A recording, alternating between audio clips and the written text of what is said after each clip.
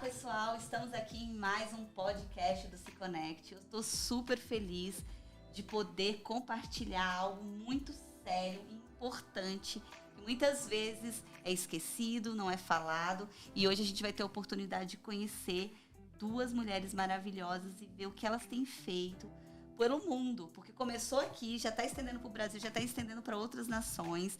Então, assim, primeiro, para você que não me conhece, eu sou a Luciana Dulce, estamos em Orlando, na Flórida, e hoje eu vou entrevistar a Ana que é presidente da Hope and Justice. Fica aí que você vai entender o que é essa organização, essa non-profit, ONG, né, porque aqui é non-profit. O Brasil, quem está assistindo é uma ONG, está fazendo por mulheres, crianças e homens que têm sofrido tráfico humano, violência doméstica, crianças que têm sofrido abuso infantil. Estou aqui também com a Luísa Brunet, que dispensa apresentações, mas hoje vocês vão conhecer um outro lado da Luísa que talvez vocês não conheçam. Eu não quero falar muito, quero deixar elas se apresentarem para vocês conhecerem que trabalho incrível. Bem-vindas, obrigada por ter aceito o convite. Na verdade, acho que eu que fui convidada. Mas que honra, que honra. Não, que interessante, né? A gente está num evento juntas e a gente conhece uma pessoa e deve estar sentada na mesa. Então, esses propósitos que unem pessoas por uma causa, que é o que a gente está aqui fazendo. É verdade. É que é maravilhoso, né? Bom, eu sou Luísa Brunet, eu sou vítima de violência doméstica e de algumas violações, mas eu confesso, assim, que a plataforma sobre o tráfico humano eu conhecia muito pouco. E eu tive o prazer de participar de um evento grande aqui também na Flórida, e eu vi a história da Ana, o depoimento da Ana.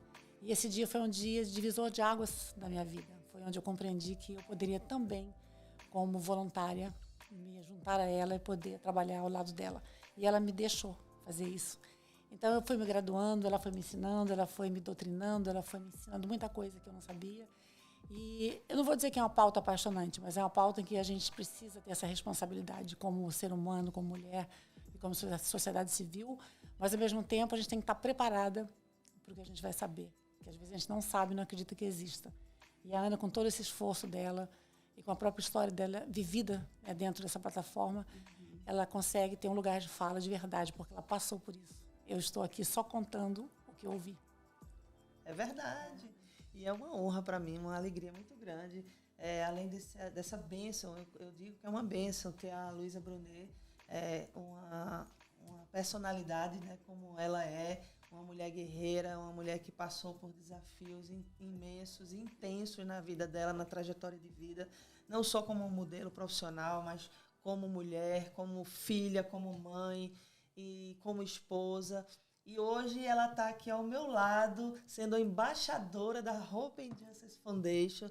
Isso é bênção, é uma grande honra.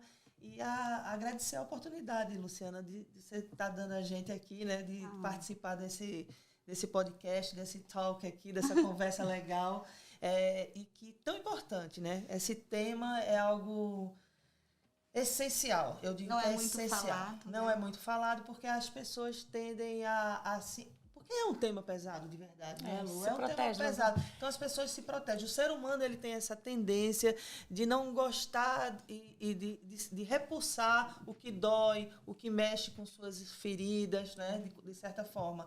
Mas isso é um erro grave, porque o não conhecimento desse tema nos leva a um grau muito alto de vulnerabilidade.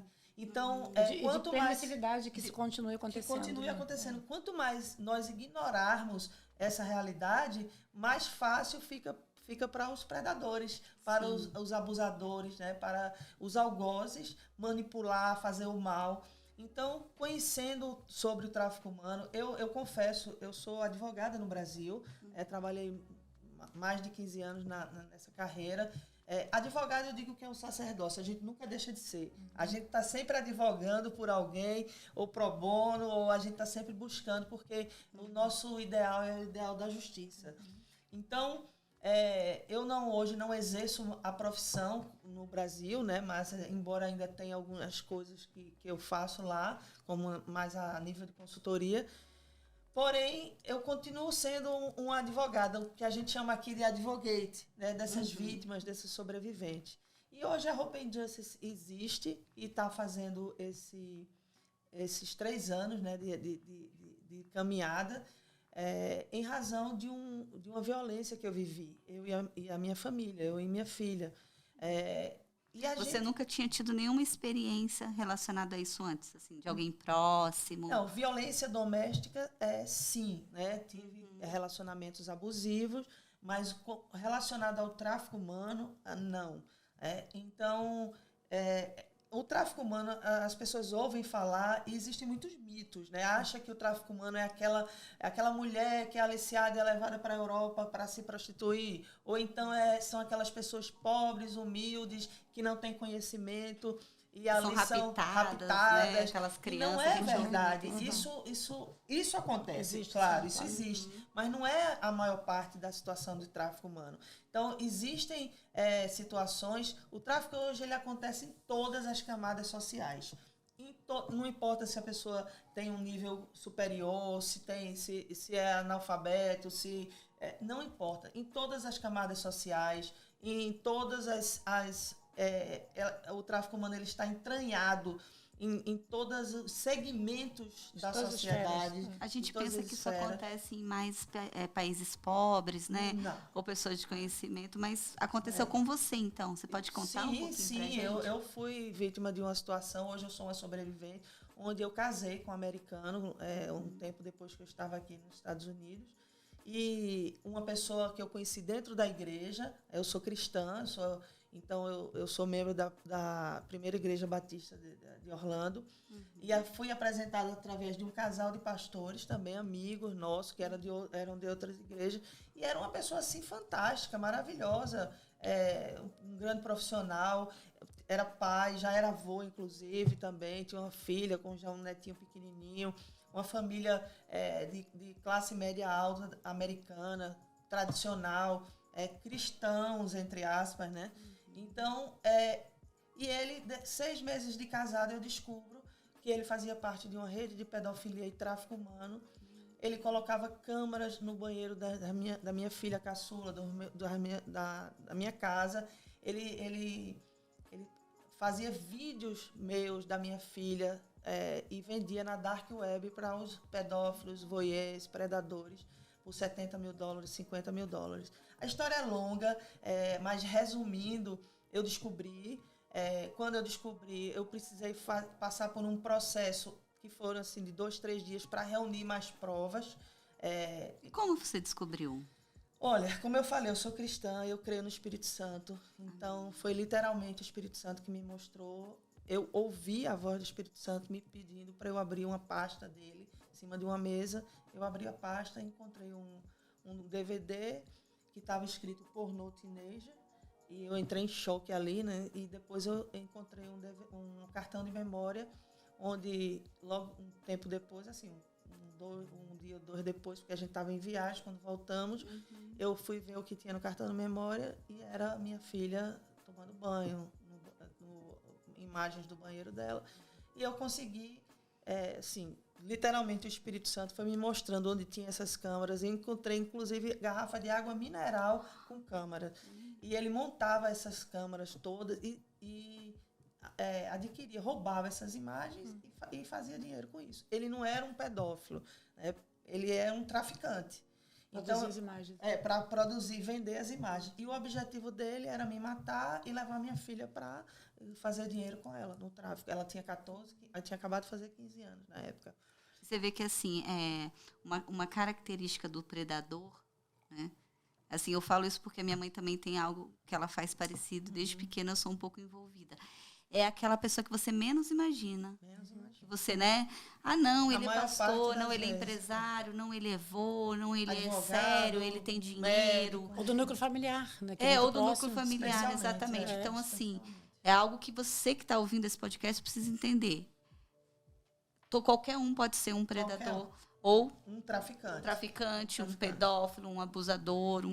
É muito importante você ter essa sensibilidade, né? Porque o que é o tráfico humano? O tráfico humano, ele é a exploração de um ser humano sobre outro ser humano. Então, o tráfico existe para o trabalho escravo, né, que muita gente pensa que a exploração sexual é a maior parte de tráfico humano. Não é verdade. O trabalho escravo ele que envolve trabalho na agricultura, trabalho em hotelaria, trabalho No campo. no campo. E mesmo empregado doméstico. Empregadas domésticas, hotéis, redes de hotéis. Então a gente pode turismo. considerar que aqui em Orlando, até nos Estados Unidos, tem muito desse trabalho. Muito. Essas mulheres que fazem Unhas, unha. salões A migração traz muito asiáticos. isso. É, Porque as pessoas esse- vêm com uma esperança de ter um país que ela Eles roubam o passaporte, eu já ouvi algo assim, isso não mesmo. tem isso? Eles retêm passaporte. Existem várias Formas, estratégias, né? Várias formas. Umas as pessoas vêm, né, achando que vai... Outras são arrastadas mesmo, e são obrigadas, são ameaçadas, passam por abusos e muitos têm... Elas são sequestradas, Sequestradas. aliciadas. Exatamente. Então, assim, o tráfico, ele tá... Aí tem para o trabalho escravo, para a exploração sexual, que também é muito forte. Tem para o tráfico de órgãos, né? O mercado negro de tráfico de órgãos. E rituais satânicos. Rituais satânicos. Então, aqui nos Estados Unidos existe a Igreja de Satanás, né? Com rituais satânicos e outras bruxarias, no mundo todo, não é Eu só já aqui. ouvi índices que aqui Orlando é um dos maiores lugares que eles raptam crianças, né? Orlando é a terceira cidade que mais tem casos reportados de tráfico humano e desaparecimento de criança no país Por conta inteiro. dos parques também, Entendeu? né? Da facilidade de ter as crianças. e os A pais verem. vulnerável, muito turista, né? Esse ambiente favorece muito, né? Turistas, imigrantes que chegam aqui, não conhecem a cultura, não conhecem o idioma, não conhecem... Você vê, eu com um certo esclarecimento, com a formação, né, de uma família de classe média alta, orientada, vivida, viajada, caí numa situação, né? Não era independente financeiramente, independente profissionalmente, mas por quê? Hoje, se eu soubesse na época o que eu sei hoje, como identificar esses comportamentos, esses sinais, eu não teria vivido isso. Então, o que a gente faz hoje é justamente ensinar, através dos treinamentos que a gente dá gratuitamente, como você pode identificar um predador, como você pode identificar um traficante ou um Uma abusador. pessoa que quiser participar desse treinamento, seja aqui em Orlando ou em qualquer lugar do mundo, como que ela faz? Bom, Tem um site? Como a gente tem um treinamento que a gente dá para a comunidade aqui em Orlando e também a gente recebe muitos convites de grupos de mulheres que querem reunir, ou clubes, que dizem, olha, ou igrejas, olha, a gente gostaria de que você desse esse treinamento do tráfico, a gente se organiza e vai lá dar esse treinamento. Quando é um local mais distante, eu já cheguei a fazer treinamento para pessoas até no Japão, né? A ensinar como é que você identifica, não subestimar, né? quais são as situações, o modus operandi desses traficantes. Por exemplo, hoje o que está muito comum é que o que é que eles fazem? Adolescentes, jovens, né, em geral, entra muito na internet e As redes sociais, elas as redes ampliaram. sociais, começa ali a arrumar um namoradinho, uma namoradinha, e começa um relacionamento, aí começam a enviar nudes e sexo virtual.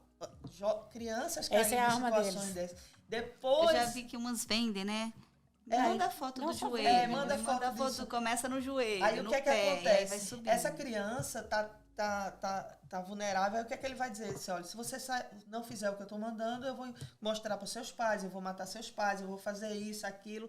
E pega essas crianças vão para a escola, estudam, voltam para casa, os adolescentes, almoçam com os pais, tudinho. Depois, aí o traficante está num determinado local esperando. Eles entram no carro, a criança, Fazem os filmes. leva para os hotéis para prostituir essas crianças, vender Como aqui. que um pai pode... Assim, eu vejo que hoje, infelizmente, tem muito pai que deixa o filho lá no quarto. Exato. E o filho fica, de várias idades. Igual na minha casa, não tem televisão no quarto do meu filho, não tem nada. Tudo é na sala.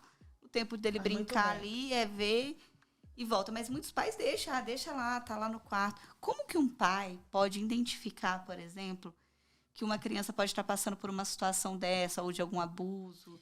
Existem alguma forma? Existe. Existe primeiro a responsabilidade de pai que nós temos, Exato. né? Porque a gente decide Você ter conhece filhos. seu filho, né? Você conhece o modo, como ele se comporta. Se ele está com um comportamento diferente, a gente precisa ver.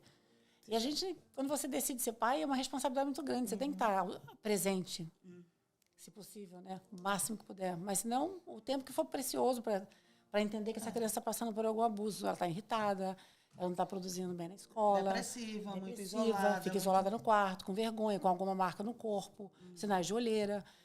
Tem forma de você olhar o seu filho. Acontece que as pessoas não olham para os seus filhos. Elas não perguntam o que está acontecendo. Eu sou seu pai, sou seu porto seguro. Confia em mim. Isso que a gente precisa. É verdade. É resgatar esse pilar familiar, que infelizmente ele está se desmoronando e está indo para esse buraco profundo que é, infelizmente... Essa desgraça toda que É aconteceu. muito profundo isso que você falou, assim, resgatar o pilar familiar. Porque você falou uma frase hoje muito profunda, que eu não sei o nome. Se os bons... Para que o mal triunfe, basta que os bons não façam nada. Exatamente. E tem gente que acha que é um bom pai, que é uma boa mãe, porque dá um carro, dá um videogame. Porque faz as vontades dos Exato, filhos. que o filho tem tudo, eu não tive, né? Só que o que o filho mais quer hoje, eu vejo, é a presença. atenção. É o olho no olho. E muitos vão para relacionamentos desse porque o pai não está lá. Né? É verdade. Mas eu queria perguntar para a Luísa como que ela veio parar, né, aqui em Orlando, conheceu a Ana. Você falou que sofreu um abuso. E como que você realmente decidiu? Porque muitas sofrem um abuso, nem denunciam. Vocês, além de sofrer, denunciaram e agora estão ajudando outras vítimas. Como foi? Então, eu considero que eu passei por muitas violações desde muito jovem. Primeiro assistindo na minha própria casa, os meus pais se degladiando regularmente. Meu pai usava álcool. O álcool potencializa muitas relações abusivas dentro de uma casa, né? E eu, quando tinha de 6 aos 12, eu presenciei todos os dias. Mas, de uma certa forma, quando eu volto atrás e lembro das cenas, eu me colocava na frente do meu pai tentando impedir que ele matasse minha mãe, porque ele falava, vou te matar, e com arma, e era muito difícil. Então, assim, já existia ali assim, um ativismo dentro de mim que foi se expandindo com o passar do tempo. A minha mãe decidiu sair do interior do Mato Grosso do Sul, foi para o subúrbio do Rio de Janeiro. Eu fui trabalhar numa casa de família, sofri um abuso sexual com 12 anos de idade.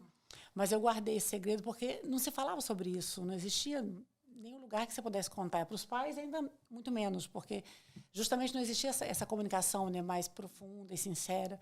Então, eu guardei isso durante muito tempo. Essas importunação sexual, que hoje é lei no Brasil, que são você pegar o ônibus e a pessoa está ali atrás de você se esfregando, muitas vezes. O homem até ejacula nas mulheres, a gente vê isso no Brasil, é uma coisa pavorosa. Hoje é uma lei. Passei por muitas violações. No trabalho, quando comecei a ser modelo, que é a exploração também laboral, as propostas indecentes porque você é modelo, a impressão que dá é que você está disponível. Eu já era casada, tinha minha família, sustentava minha família, era arrimo de família mesmo. Então, assim, você vai passando por uma série de violações. Eu casei 2 vezes, a segunda vez eu fiquei casada há 24 anos com o pai dos meus 2 filhos. E no terceiro casamento, eu tive um relacionamento muito bom com uma pessoa que eu conheci, que eu amei, que eu admirei, que eu achei possível recomeçar a vida. E durante 4 anos e meio. Né, os dois primeiros anos foram muito bons e depois começou as violências de todas as formas. E a última foi grave, eu considerei que foi grave. Eu já era embaixadora do Instituto Avon e já conhecia essa pauta, né, sobre violência doméstica, sobre a importância da saúde da mulher, câncer de mama, enfrentamento da violência. E mesmo mulheres, como a Ana falou, que são mulheres que entendem a pauta, que têm autonomia financeira, que são independentes, elas são sujeitas a entrarem em relacionamentos abusivos. O Brasil é o 5º país que mais mata e fere mulheres no mundo. A gente tem uma lei, que é a Lei Maria da Penha, que é uma lei muito importante, né, um ganho excepcional, considerado pela ONU uma das leis mais importantes. Mas, independente disso, o número de feminicídios no Brasil cresceu demais. E eu sabia disso. Então, eu achei que, no meu caso específico, se eu não tomasse uma atitude, talvez eu não estivesse viva aqui falando de vermelho. Falando com vocês agora, aliás, as duas de vermelho. Né? Aliás, hoje é um dia importante, a gente está de vermelho, porque a gente fez uma parceria hoje com uma plataforma muito importante que a gente vai contar para vocês. O Sinal Vermelho.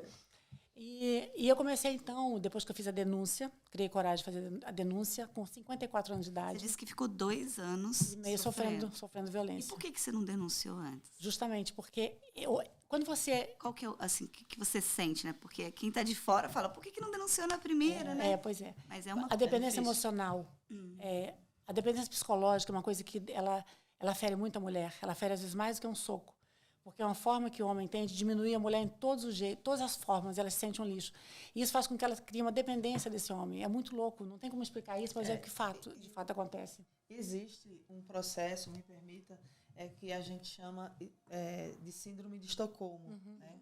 É uma síndrome que acomete algumas vítimas dela ela desconecta o sistema límbico dela racional, é desconectado, e o emocional ele é aumentado, né? Ele é ampliado.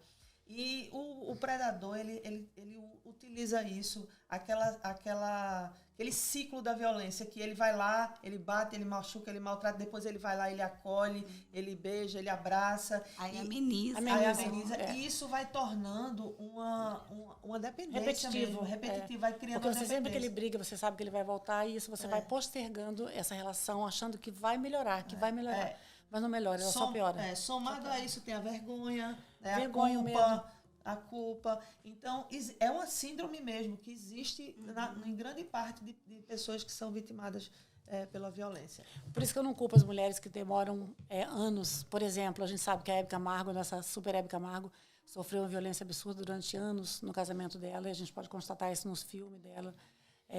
Tem uma senhora que eu admirava demais, você sabe que é a tia Palmirinha.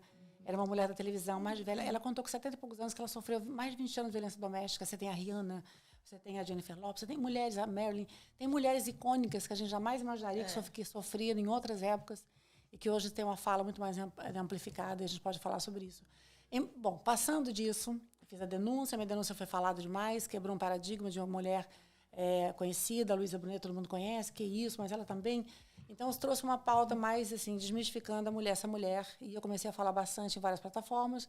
Tive o prazer de conhecer a Ana, como eu falei aqui no começo, ela contando a história dela, e me tocou profundamente, por isso que hoje em dia eu estou, assim, do lado dela, para colaborar também e entender que a gente tem que se posicionar, principalmente nessa plataforma que é tão difícil, que o tráfico humano não é só o tráfico humano, ele envolve a mulher como um todo. A mulher, ela é descamada, ela é usada, ela é abusada de todas as formas, não é só nas plataformas, né? Essa mulher, ela se suicida, ela fica mentalmente doente, ela se quebra. E a gente tem que se posicionar, né? É verdade. Inclusive, muita gente acha que são coisas completamente dissociadas. Tráfico humano é uma coisa, violência doméstica é outra, e abuso, exploração sexual infantil é outra. Não é verdade. Essas três formas de violência, elas se conectam em algum ponto, ou se conectaram, ou estão se conectando, ou irão se conectar. Em geral, eu arrisco a dizer quase que 100% dos casos de pessoas que foram vitimadas pelo tráfico humano, elas, em algum momento na vida delas, elas sofreram alguma violência doméstica ou algum abuso sexual. É um ciclo. E elas ficam extremamente vulneráveis, e elas se conectam. Por causa dessa vulnerabilidade, elas ficam suscetíveis a relacionamentos abusivos ou a um predador, entendeu? Exatamente. Enquanto não houver essa cura dessa ferida, desse abuso, dessa violência, a vítima vai estar sempre se conectando com um abusador, com um predador, e é extremamente vulnerável. Por isso que o tráfico humano, violência doméstica e o abuso e exploração sexual infantil, eles se conectam, e é uma plataforma que tem tudo a ver ser trabalhadas juntas e não separadas. Agora, o bom de tudo isso é que a Ana conseguiu levar para o Brasil, que pouco se falava sobre tráfico humano, ela levou uma fala muito importante. A gente acabou de fazer algumas parcerias muito importantes aqui, né? Tanto aqui em Orlando, mas em outros países que ela não está levando. Mas no Brasil, ela conseguiu trazer a magistratura para chancelar também a fundação, através da AMB, da Renata Gil, que fez aquela campanha maravilhosa do Sinal Vermelho na Mão. E ela é colaboradora também agora é uma fusão, porque é muito importante unir, né, essas plataformas para que elas se fortaleçam mesmo e podem acampar mais mulheres, né, no mundo inteiro. E eu quero fazer uma pergunta assim, como é que foi a decisão de abrir, né, uma fundação? Porque imagina a dor é passar pelo processo. Aí você vai denuncia, aí houve separação, violência. E como você falou assim, não, eu preciso ajudar outras pessoas. Como nasceu? E agora, né, conta um pouquinho até esses 3 anos, né? Que essa você semana... vai falar só de felicidade agora, né? Vamos falar. Quando aconteceu o episódio comigo, as pessoas falavam, Ana, você é uma advogada de sucesso, volta para o Brasil, vai embora, deixa isso para lá. Eu falava assim, jamais eu vou voltar para o Brasil sem denunciar esse criminoso. Porque eu não vou ter paz nunca mais na minha vida. Eu quero deitar minha cabeça no travesseiro e dormir em paz. Porque eu sei que ele vai fazer isso com outras mulheres e outras crianças. E eu não vou ficar em paz. Então, eu vou lutar, vou denunciá-lo, vou lutar pelos meus direitos, pelos direitos da minha filha, da minha família. E ele confessou 29 crimes contra mim e contra a minha filha. Ele foi preso, depois ele foi solto, ele tentou me matar, contratou 2 assassinos para me matar. Hoje eu tenho aqui 17 parafusos, uma placa de titânio nesse braço esquerdo, em razão de toda essa confusão, uma tentativa que eu estava de fugir de uma situação que ele tinha provocado de certa forma. E eu passei por muitas coisas, mas eu não abri mão. Foi duro, foi difícil. Eu fiquei numa delegacia, né, no departamento de polícia, de 10 da manhã até 8 da noite, chorando, denunciando, falando o que tinha acontecido para a FBI, para a UDEA, para o Homeland Security, tudo que é agência americana, me investigando, fazendo entrevista, pegando testemunho, eu tendo que...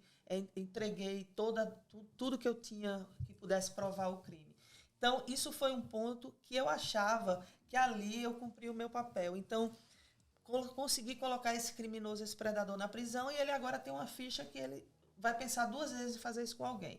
Porém, anos depois, ele estava prestes a ser solto, ele pegou apenas 7 anos de prisão, 2 no fechado e 5 no probation.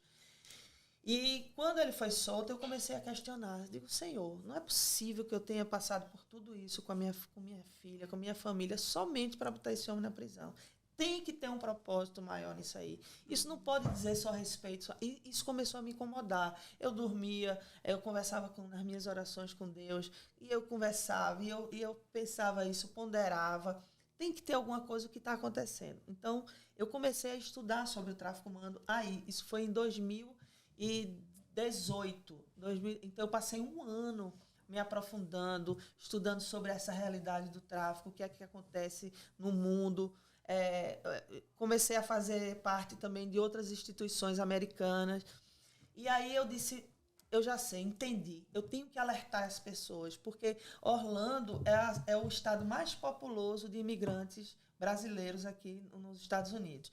Eu tenho que alertar não só os brasileiros, mas naquele primeiro momento meu objetivo era mais os brasileiros. Porque quanto de turistas brasileiros vem para cá, quanto de imigrantes brasileiros vem para cá, sem saber de nada, deixando seus filhos, suas crianças à vontade, achando que está seguro, e a coisa não é bem por aí. Então, eu comecei a dar palestras gratuitas, em gratidão a Deus, né, pelo grande livramento que eu recebi com minha filha, e disse, eu vou agora vou falar sobre isso. Aí ganhei um espaço no jornal Brasileiras e Brasileiros, ganhei alguns espaços em outras revistas, e chamei o meu atual marido, né, o meu esposo, e disse a ele que precisava do apoio dele para cumprir essa missão, que ia ser difícil, porque o meu objetivo não era fazer dinheiro, né? Eu poderia fazer meu mestrado aqui, que eu estava estudando, e dar consultoria aqui, ganhar dinheiro, mas eu mostrei a ele que a gente ia pagar um preço por isso, porque ele ia ter que trabalhar sozinho para sustentar tudo. E aí eu abri mão disso e fui fazendo, Deus foi abençoando, foi abrindo portas, o trabalho foi sendo reconhecido, foi crescendo. Cresceu bastante, né? Muito. 3 anos, assim, vocês são muitas conquistas. Muitas conquistas. E não era fundação, eu não tinha intenção nenhuma de abrir fundação. Eu já tive ONG no Brasil, é muita burocracia, eu queria falar, alertar, falar... Luísa, Luciana, olha, isso acontece, vamos prestar atenção a essas crianças, vamos falar para as pessoas, vamos ajudar, me dá um espaço aqui no teu podcast. Era isso que eu queria fazer. Mas a necessidade, né? Aí, o que aconteceu? As vítimas começaram a me procurar. Começaram a me procurar, pedir ajuda, e aí eu fui criando uma rede de apoio, porque... Que é fundamental essa rede de apoio, fundamental. Né? Você tem a Luciana, que também... A gente tem uma Luciana também, né? Zaparulha, que tá na fundação. Luciana Zapula, Patrícia. São mulheres voluntárias que fazem um trabalho, uma doação total do seu tempo. Você falou hoje que quando começou tinha de 7 a 8, acho que por mês, por semana. Não, quando a gente abriu a fundação, eu comecei o trabalho com Hope and Justice Movement, era um movimento. Aí esse movimento foi crescendo, aí depois virou Hope and Justice Group, de maneira informal. Quando a coisa tomou uma proporção maior, aí disse, não, agora tem que abrir uma fundação, tem que abrir uma no-profit, uma ONG. Aí foi quando eu comecei. Aí a gente abriu essa fundação em 2020, o trabalho começou em 2019. Em 2020, 2020, a gente atendia uma média por semana de 5 a 8 vítimas, né? Desculpa, especialmente mulheres. Tem homens também vítimas, mas era a grande maioria mulher. E aí a gente começou atendendo e foi fazendo o trabalho. Aí temos vários programas, tem o GANV, Grupo de Apoio a Mulheres Vítimas de Violência. E fomos fazendo a coisa, foi tomando uma proporção. E hoje, ao invés de ser por semana, de 5 a 8, hoje é por dia. Então, assim, de uma certa forma, eu digo assim, eu me alegro com isso, porque, por um lado, porque elas estão procurando ajuda, essas vítimas. E, por outro lado, eu me entristeço porque é uma realidade triste, né? E é o mínimo que procura ajuda, né? Assim, é o mínimo. Vocês ainda. Estimam quantos por cento que procura ajuda, por exemplo? Acho que 0% ainda. Ai, meu Deus, muito pouco. Tem muita gente passando por isso, tem medo. Tem, e outra coisa, a gente estruturou a fundação, a gente tem uma política de privacidade e segurança de dados muito séria. Muita gente, às vezes, fica com medo para não se expor, mas a gente trabalha com profissionais muito sérios, licenciados, pessoas que estão ali, que assinam documentos se comprometendo com a confidencialidade. Se entendeu? hoje uma pessoa, né, quer denunciar, está passando por isso, ou tem uma amiga, seja aqui ou no Brasil, qual é o caminho? Tem um número? Fala. Porque eu acho que isso é bem... Recentemente, estou falando recentemente, menos de um mês atrás, uma moça, 3 meninas do Brasil foram aliciadas para o tráfico, foram para a Europa. Uma não foi porque ficou no Brasil. Ela entrou em pânico porque ela não sabia como encontrar uma forma de fazer a denúncia. Ela entrou na internet, apareceu o nome da Ana, da Hope. Ela entrou na Hope, se cadastrou. A Ana me ligou e falou, precisamos fazer alguma coisa com essas meninas. E a gente começa a articular esse grupo de apoio. Eu estou falando isso porque é tão importante o trabalho que ela faz, que a pessoa está perdida, ela vai na internet e procura algo que possa ajudar. Então, a internet ela tem esse poder também de você buscar ajuda. E, no caso dessas meninas, foi muito importante que a gente tenha buscado elas, porque elas estavam em extrema vulnerabilidade. Vocês conseguiram resgatar? Conseguimos. A gente moveu o mundo, né, Ana? A gente falou com os Estados Unidos, Europa, foi uma confusão, mas a gente conseguiu trazer. Eu combinei com a Ana que eu ia visitá-las na casa dela no dia seguinte que elas voltaram. Estive no estado delas, visitando elas e conversando com elas. E elas falaram assim, graças a Deus que a Ana fez a roupa, porque senão a gente não estaria viva. E é muito triste você ouvir um relato desse. E graças a Deus que você veio visitar a gente e a gente vai poder contar para você o que a gente passou.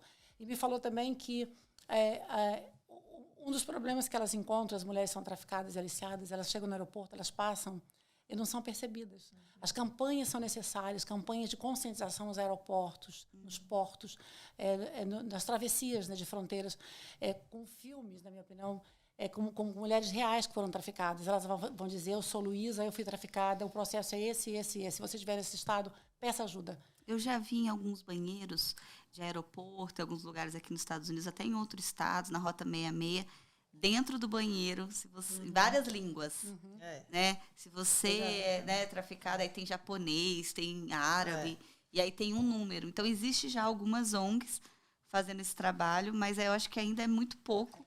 Porque as pessoas acham que nunca vai acontecer com elas, parece. Porque, assim, da forma que a Hope faz, que é esse apoio total, quando essa mulher chega completamente quebrada, né, que é reconstruir ela de dentro para fora. E o que a Ana dá para ela também é a parte profissional, porque ela não sabe fazer outra coisa. Ela está tão destruída que ela não se sente capaz de fazer nada. A independência financeira dela está zerada. Então, ela vai ter uma forma dela de capacitar profissionalmente, recuperar a autoestima, entender que ela entrou ali, não foi por culpa dela, foi o sistema, tirar essa culpa que ela tem e inserir ela na sociedade com carinho, amor e sororidade, que é isso que a gente precisa. E é muito importante que as empresas entendam que as mulheres, elas fazem parte da economia mundial. A mulher é a que mais trabalha. Deixa de denunciar com medo. E deixa de trabalhar. Isso tem um porque, impacto na economia o marido enorme. sustenta ela. E aí ela pensa, se eu denunciar, eu não tenho trabalho. Eu vou sobreviver. Eu não vou saber. Então, a Hope também faz. E se uma empresa hoje quiser apoiar dessa forma de receber, de oferecer um trabalho ou apoiar... Aporte financeiro. Isso. Vocês têm essa... Sim, Porque Precisamos como disso. vocês são non-profit, vocês podem, né, ajudar. a gente ajuda, sim. Inclusive, muitos imigrantes que têm questões de documentação, a gente tem advogados para orientar, para regularizar essa situação do imigrante, né? Inclusive, é muito importante a gente falar isso aqui. Muitas mulheres aqui, especialmente mulheres, não denunciam porque acham que vão perder os seus direitos, que vão ser deportadas. Sim, tem gente que não tem status, elas não têm tem medo, status. acham que vai ser deportada, isso acontece? Pelo contrário, Não, pelo muito contrário, pelo acelera contrário. o processo. Olha, existem 3 vistos aqui que chamam VAWA, que foi o que eu apliquei para mim. Hoje eu sou cidadã americana. É o visto da Violence Against the Woman, violência doméstica, não só contra a mulher. Dependendo do nível, né, Ana? Tem que ser claro aqui, dependendo do nível se é da casada violação. com um americano ou com um portador de green card, se sofrer essa violência, você tem direito você deve denunciar e você tem direito a requerer esse visto que vai lhe dar até a cidadania. Esse é o da violência doméstica. Tem o visto U, que é uma violência, se a pessoa sofreu uma violência na rua, um assalto, um estupro, um sequestro, um imigrante, tem o visto U que pode requerer. Tem o visto T, que é o visto de tráfico também. Se a pessoa viver uma situação de tráfico, pode requerer esse. Ou seja, muito pelo contrário, o Estado americano ele dá proteção aos imigrantes, ainda que eles estejam fora de status aqui, de forma ilegal, não importa. Não importa. A polícia, ela não está preocupada com o status imigratório. Ela preocupa com o ser humano. Com o ser humano. Ela quer prender o criminoso, parar aquele crime e ajudar a vítima. Então, é um erro tremendo, é falta de conhecimento. É por isso que a gente bate sempre nos espaços como esse que você está dando, sobre isso, porque busquem ajuda, busquem os profissionais, a fundação, a gente não tem como orientar, não tenham medo. Acho que... A gente já tivemos situações de que a gente ajudou a mulher a reconstruir, ela ainda estava sofrendo a violência, abrimos conta bancária para ela, ensinamos como ela podia juntar um dinheiro. Suporte total. Arrumamos um local para ela ficar, porque a gente ainda não tem o nosso abrigo, né? Que é o Vocês Araraia. estavam falando, Vamos ter. Esse é o sonho, né? Esse é um sonho de consumo, né? O sonho de consumo. Nosso sonho de consumo não é comprar uma blusa. Não é comprar uma blusa, É comprar uma cama. É comprar para que alguém possa dormir uma noite em construir paz. esse abrigo para acolher essas mulheres, essas crianças. Então, denuncie, vocês têm direitos. Imigrantes, seja ele brasileiro, qualquer imigrante que sofrer violência dentro desse país, eles têm direitos, sim. Não vão ser deportados, não vão ser jogados fora. São seres humanos. Vamos aproveitar que a gente está nesse assunto e falar dessa campanha que foi lançada hoje, né, do Sinal Vermelho. Sinal Vermelho. Sinal Vermelho. Quero que vocês falem o que é essa campanha. Já tá, né, hoje eu vi os vídeos, já está bem lá no Brasil avançada, mas ainda precisa. Fale pra gente o que é a campanha. A embaixadora da Roupa em Diante fala que é a embaixadora da campanha de Sinal Vermelho. Também. Coisa boa. Hoje tem tantas... alavancando tantas plataformas, embaixadora de tantos. Obrigada por aceitar isso. No CNJ, que é o Conselho Nacional de Justiça, e Observatório dos Direitos Humanos, no SEBRAE, que é para falar sobre o empreendedorismo feminino para as mulheres, a importância do empreendedorismo feminino, que traz autonomia financeira e autonomia emocional. Então, assim, é muito bom. E o Sinal Vermelho foi criado por uma juíza de Niterói, em plena pandemia. Ela viu que estava acontecendo muito feminicídio, era a pauta dela, e ela decidiu, então, fazer uma forma de que as mulheres pudessem denunciar discretamente nas farmácias, com um batom vermelho, um X na mão. Ela chegava na farmácia discretamente, fazia assim, e fechava a mão e comprava. Alguém via e chamava ela para ir para lá para dentro e falava, fica calma que eu vou chamar a polícia. Normalmente ela está acompanhada do marido, porque o agressor ele acompanha a mulher, ele é carinhoso. Ele acompanha a mulher para controlar. E essa campanha ela teve um resultado muito grande, porque as farmácias e várias outras espécies de stories levaram para dentro. Então, as mulheres tiveram uma forma de uma proteção também. Só que isso alastrou no Brasil inteiro e ela acabou levando, então, para a MB, que ela é presidente da MB, a primeira mulher que se candidata e ganha em 70 anos para ser a presidente, né, feminina. E ela trouxe toda a magistratura para também colocar na palma da mão o sinal vermelho. E a magistratura, quando ela chega perto, né, das vítimas, a gente tem uma advogada aqui, é muito bom estar sentado lá de advogada, sendo protegida. Imagina a mulher que não tem nada. Né, saber que tem um juiz que fala, um juiz do STF que fala no Jornal Nacional, ou seja lá qual for, falando sobre violência doméstica, que isso é crime. Aí vem uma advogada, vem a Polícia Federal. Ou seja, Dá é voz. muito importante, exatamente. Então, é um momento muito importante. E a Renata, ela, então, ela amplificou isso para fora do Brasil, para as mulheres imigrantes e não imigrantes. E hoje a gente fez essa parceria que a Ana conquistou, né? Foi lá no Brasil, foi em Itamaraty, foi lá no Senado Federal, ela esteve no Brasil, fez uma série de reuniões em vários estados, mas principalmente em Brasília, onde precisa, né, pedir, chamar atenção. E ela foi ouvida. E a gente está hoje comemorando. Eu digo que estou também porque eu estou muito feliz de ter essa parceria. É muito importante ter a AMB, o CNJ. O que é a AMB? Associação de Magistrados Brasileiros. É o maior conglomerado de magistrados do mundo. No Brasil. No Brasil é tudo grande. Aí você tem o CNJ, que apoia o STF, o STJ. Então, são plataformas muito valiosas e importantes que agregam muito valor à nossa roupa também. Que sopra, né, esse tipo de informação. Porque, como você disse no começo, a sua luta é levar a informação. Porque enquanto a mulher ou a criança ou qualquer tipo de pessoa que está sofrendo, né, uma violência, ela não tiver a informação, ela vulnerável. Ela está vulnerável e ela continua. Ela vai sendo apagada. Vai sendo... Com isso, né? E vocês estão celebrando 3 anos. Essa semana teve já ontem. Foi a proclamação do Hope and Justice Day. Olha, prefeito cadê as palminhas de dela? Palminhas, Leandro. Olha aí, gente. Uma conquista também. Orlando agora tem o dia do Hope internacional. Olha só, parabéns. Do Hope and Justice, é 7 de setembro, né? Que coincidentemente, uma grata coincidência com o Dia da Independência do Brasil, porque o legado da Hope and Justice é a liberdade, a independência, né? A independência dessas pessoas que passam por situações de vítimas de crimes de violência como esses. Então, assim, foi também quando eu dei a primeira palestra, por isso que é o Dia da Hope and Justice, primeira palestra, que foi uma palestra que foi dada num evento também aqui em Orlando, que eu falei sobre, para os pais, como proteger os filhos do tráfico humano, né? Então, foi uma palestra direcionada, focada para os pais. E essa apresentação marcou a história, foi onde tudo começou. E agora, em razão do resultado positivo, do impacto positivo que o nosso trabalho tem causado na comunidade, não só na comunidade brasileira, mas na hispana, na americana, o reconhecimento das autoridades, como o nosso prefeito aqui de Orlando, reconhecendo e proclamando o Hope and Justice Day. Foi uma grande honra e eu agradeço muito a todos que estão envolvidos nessa causa comigo. Tem uma letrinha nessa proclamação, tem uma participação nessa proclamação. Além disso, nós temos feito parcerias com os consulados, né? Os consulados têm aberto as portas para que a gente faça capacitação também com o pessoal do atendimento, como é que identifica. É fundamental, né, Ana? Fundamental. É diferente o approach de uma mulher que sofre violência doméstica de uma vítima de tráfico humano. Tem que saber identificar. Às vezes, a mulher está sendo traficada pelo próprio marido. Então, você tem as duas coisas ali. Você tem a violência doméstica e você tem o tráfico. Só que aí, o que é que acontece?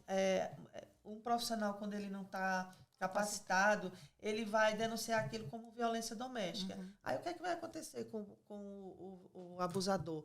Ele vai passar alguns dias, ou uma noite, ou 2 na prisão, vai pagar uma fiança e vai sair.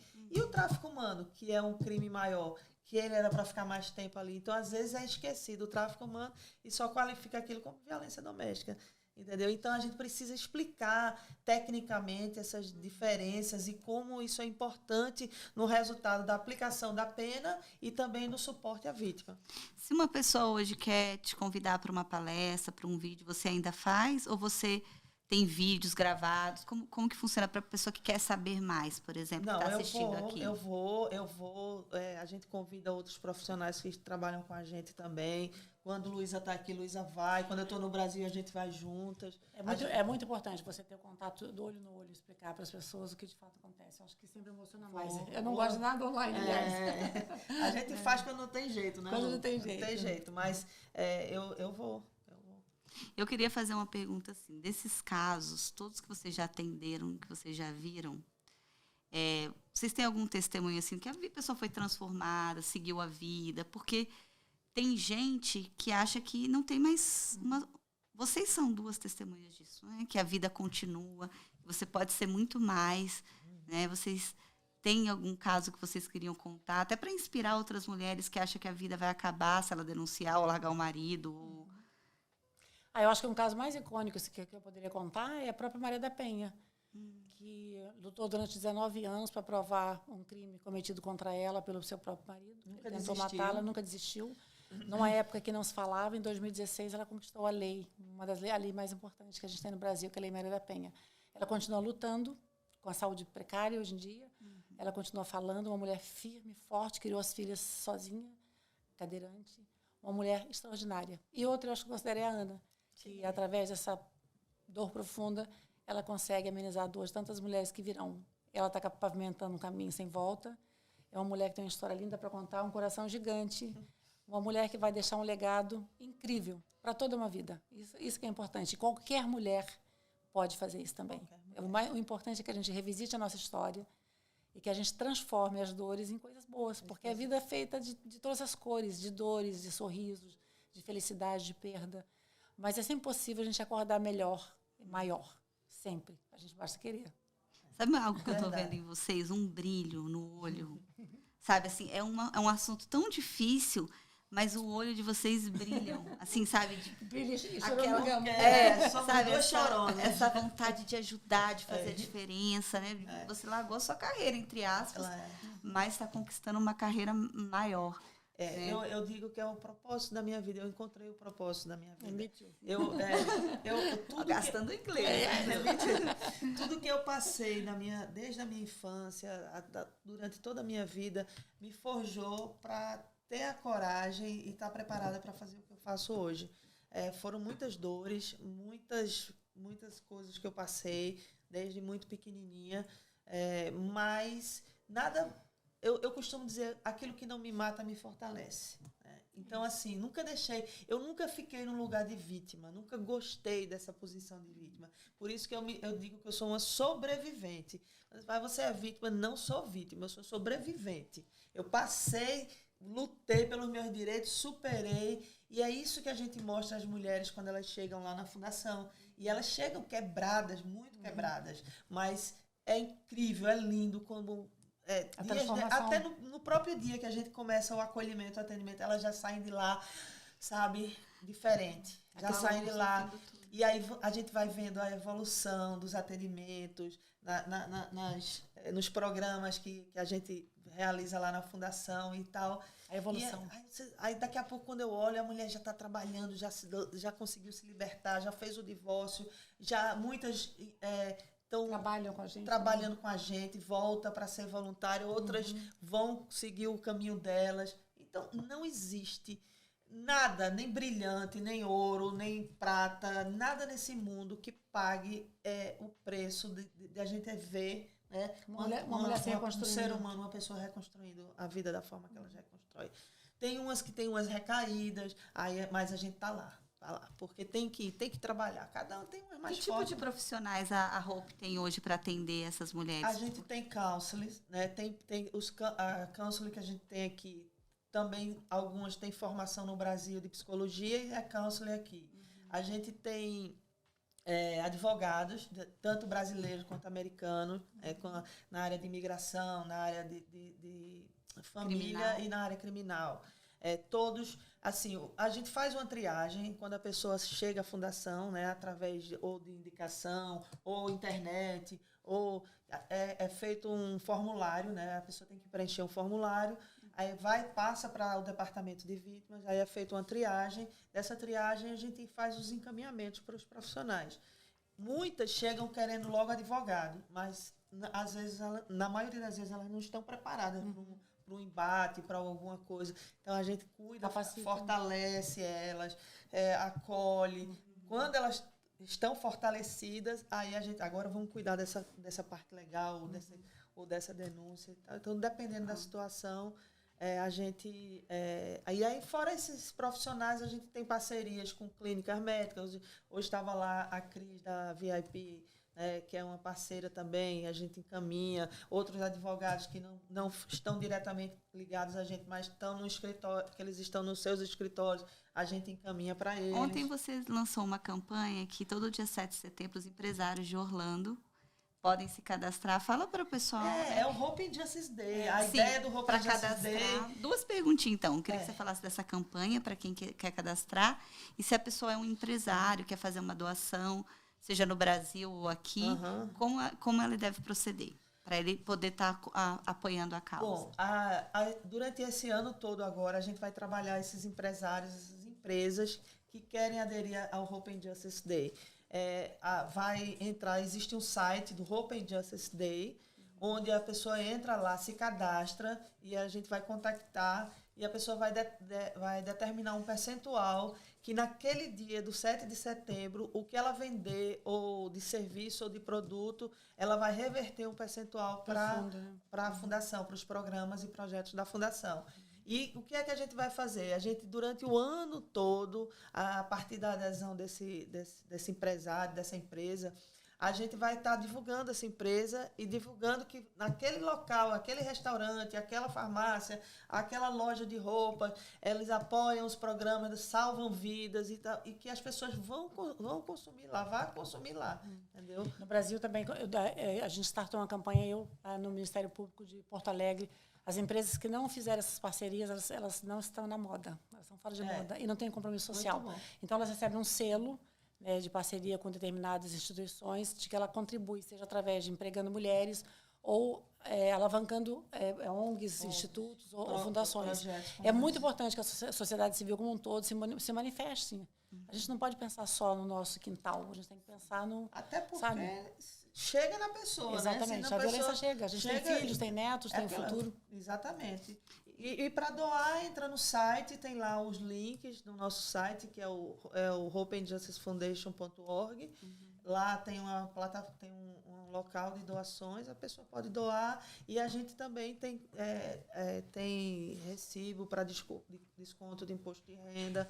No Brasil também, vocês têm alguma parceria? Agora vocês estão abrindo no Brasil? Estamos abrindo no Brasil. Olha a aí. Luísa já é a nossa presidente do conselho lá do Brasil. E aí a gente não inaugurou ainda. Estamos nessa parte de estruturação, organizando, documentação, site, material de marketing. E quem quiser ajudar no Brasil também é no site? Também vai ser no site. Ótimo. Também vai ser no site. E aí vamos, né, ganhando o mundo aí, porque infelizmente esse mal ele assola o mundo inteiro, né? Esses males assolam o mundo inteiro.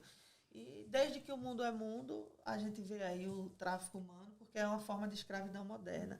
E vamos fazer a nossa parte. Se a gente salvar uma vida, já valeu a pena.